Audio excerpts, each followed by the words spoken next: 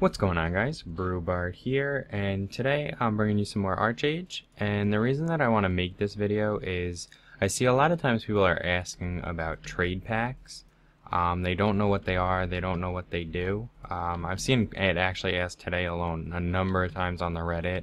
What are trade packs? What do you do with them?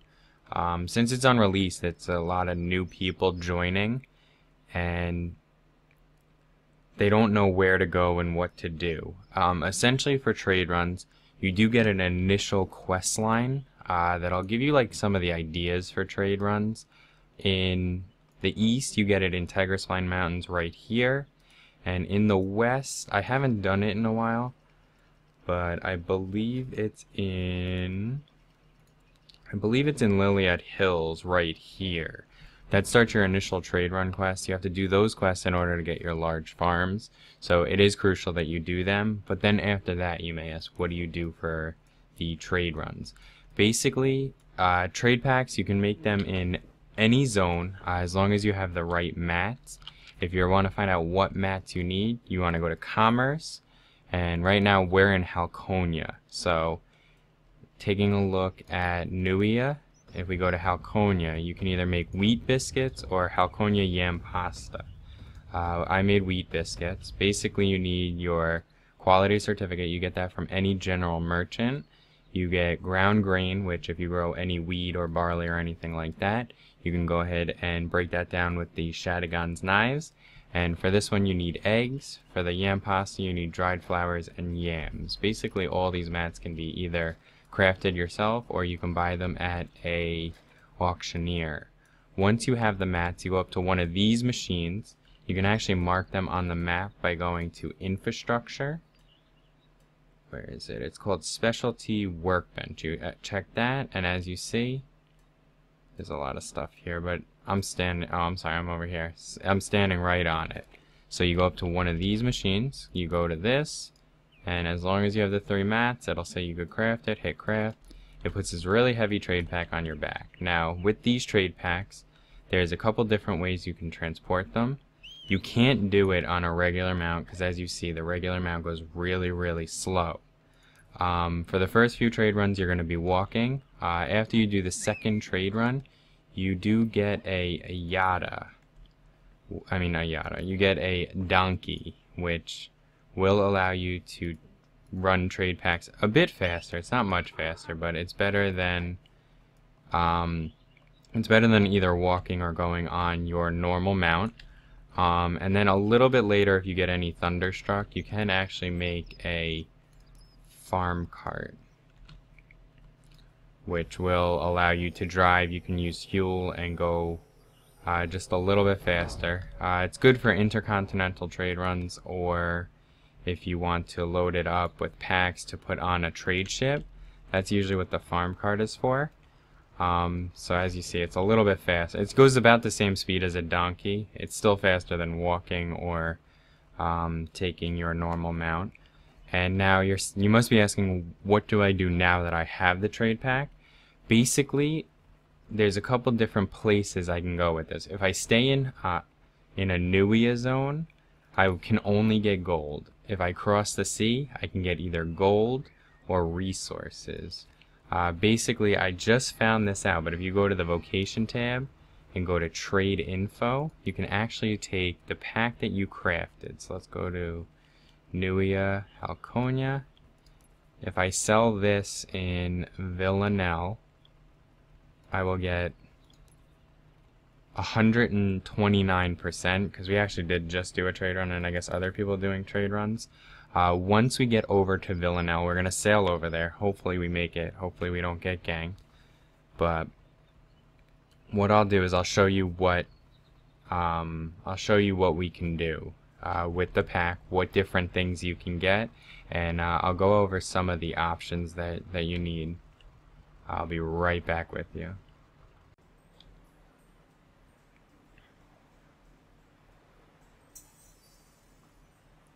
Alright guys, sorry if the TeamSpeak interrupts us, but we are out on the ocean with our trade packs. It took us a little bit to get organized for whatever reason.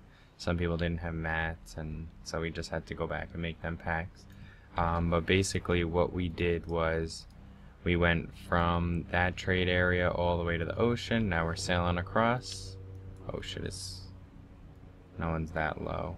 Okay. So we'll sail right through these sea bugs. If you have like low people, like level 25-ish, you usually want to avoid these because these can kill them so quick. But it should be pretty easy to get across. This trade run for the east is when Halcyona is in peaceful. It's one of the easiest, most profitable trade runs there is because you can either stop in Soulless Headlands, if I could get to it. You can either stop in Soulless Headlands, and I believe that gives you charcoal. Yeah, tier 1. You're right. Alright guys, so we are back, and we did make it across the sea, as you see. We made it all the way to Villanelle. With these packs, you can actually stop at a couple different places along the coast and turn them in for different things. So as you see, once you get to where you want to be, again, you can mark these people on your map. Same way, you basically just, I think it's under merchants, right? Is it gold trader? Resource trader is somewhere here. If I can read. Well, basically it's gold trader, resource trader, and Gilda. So, like, for example, since we crossed the ocean, I could actually get, it's 1 Gilda star, it's almost not even worth it. Or I could get,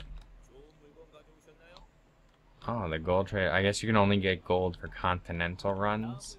The gold is dependent on the length of the run and how often the pack is traded. As I showed you before, you can go here and see what each pack is worth. And if you cross the sea, you can actually get these stabilizers. You can either get rock salt here or charcoal. I believe it's in Soulless Headlands. This is actually the best way to do a trade run, because it does allow you to get different items in game. It allows you to craft different things.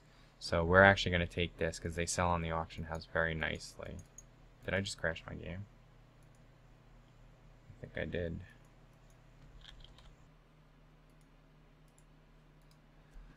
Alright guys, sorry about that. We are back.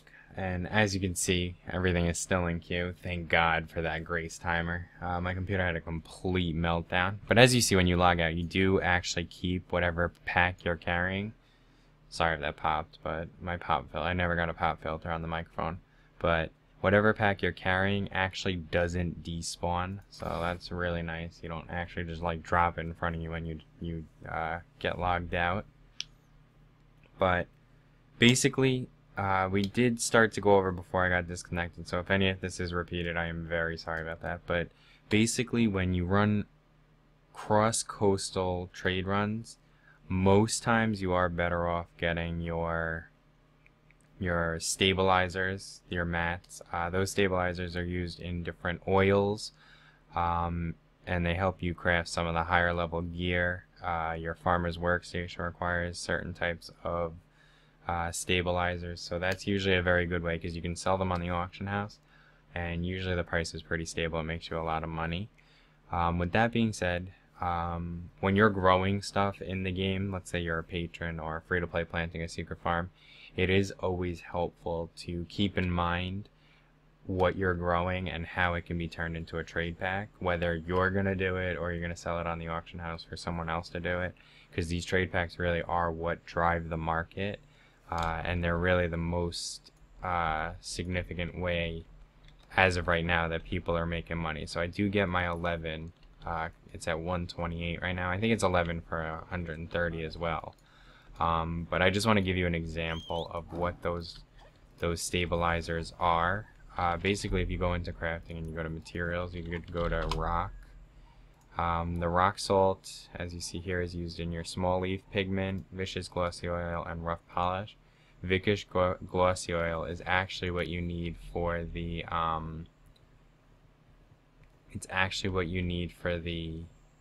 farmer's workstation. Sorry, I just had a total brain fart there. So if you want to make the vicious glossy oil, you do need these certain stabilizers. Last I checked, charcoal was going for about $1.50, and rock was going for, I think it was 2 gold, but I haven't. Is it rock salt? Oh, rock salt.